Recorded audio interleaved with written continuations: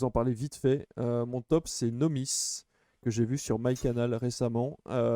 C'est un film qui est disponible depuis un certain temps en DVD, Blu-ray. Pour vous dire, il était déjà disponible, je crois que c'était au mois d'octobre, au mois de novembre dernier. Non, même avant, au mois de juillet, que dis-je, mois de juillet, je crois que c'était dispo déjà. Donc voilà, c'est un film à la base qui s'appelle Night Hunter. C'est un film, je crois, canadien, avec David Raymond. C'est son premier film. Et c'est l'acteur principal, c'est Henry Cavill, avec également Alexandra Daddario, que moi je n'aime pas particulièrement, qui a joué. Elle jouait dans. C'était quoi le film avec la faille à San Francisco, je crois, ou Los Angeles, avec The Rock. Il y a Ben Kingsley aussi dans le film, Stanley Tucci et Brendan Fletcher.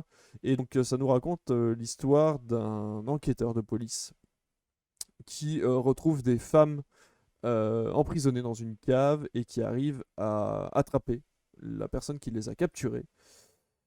Malheureusement, ça ne se passe pas exactement comme il l'aurait voulu et il se rend compte qu'il y a peut-être quelque chose qui se cache derrière tout ça. Et donc il va être obligé d'enquêter, d'aller plus loin. Voilà, et donc si on voit. Alors, le film, pareil que vous, hein, le film, c'est pour ça d'ailleurs que cette semaine on a décidé de passer à des recommandations et pas vraiment à des tops. Le film a des qualités et des défauts. Si vous aimez tout ce qui est Prisoners like, donc ce genre de film un peu d'enquête noire, etc., je trouve que ça fait le boulot, ça fait le taf. Largement. On a une enquête vraiment qui avance de pas en pas. On peut pas trouver tout de suite la solution. On peut la trouver par soi-même si on est assez vigilant et qu'on regarde un petit peu les images correctement, ou alors on peut se faire nos petites idées dans notre tête en attendant le twist final. Les acteurs jouent très bien. Henry Cavill arrive enfin à prouver qu'il est un acteur qui peut jouer autre chose qu'un super-héros. Donc j'ai trouvé ça vraiment très bien. Même si on l'a déjà vu dans Opération Uncle à l'époque. Mais voilà, ça restait quand même des films plutôt, on va dire, grands personnages, pas caricatural, mais vous voyez, l'archétype. Voilà, c'était un archétype finalement de personnes un peu super-héroïques, etc. Grands personnages de ce genre-là. Là, il joue vraiment un flic euh, quasi dépressif.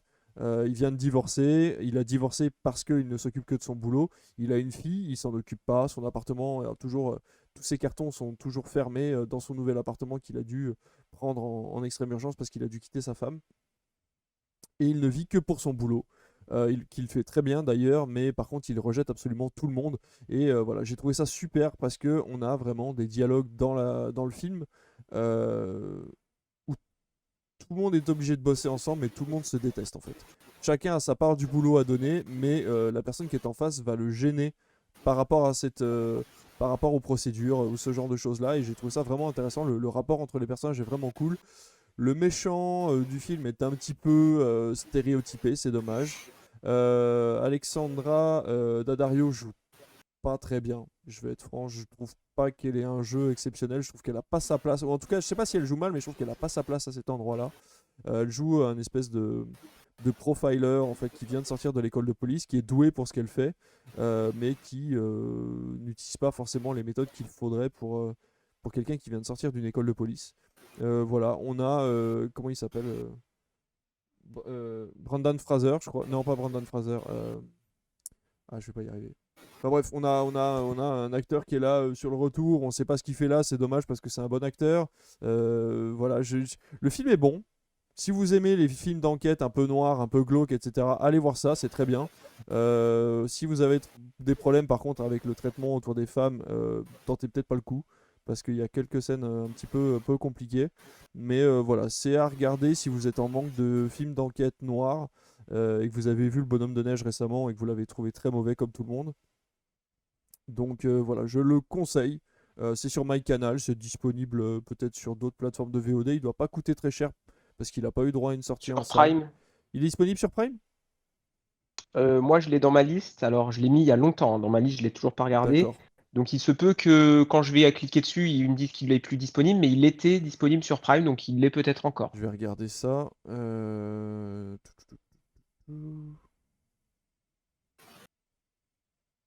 vous dire ça, Nomis. Ouais, ouais, il est toujours disponible sur Prime. Bah, tu vois, j'aurais pu le regarder sur Prime, je l'ai regardé sur MyCanal, mais voilà, il est disponible sur Prime Vidéo. Donc, bah écoutez, je vous dis pas de foncer dessus, mais si vous avez rien à regarder et que vous avez envie de ce genre de film-là, ça reste de bonne qualité. Donc, voilà, avec quelques défauts, mais bon, ça passe, on passe un bon moment. Il est pas très long, en plus il fait moins de 2 heures, 1h45.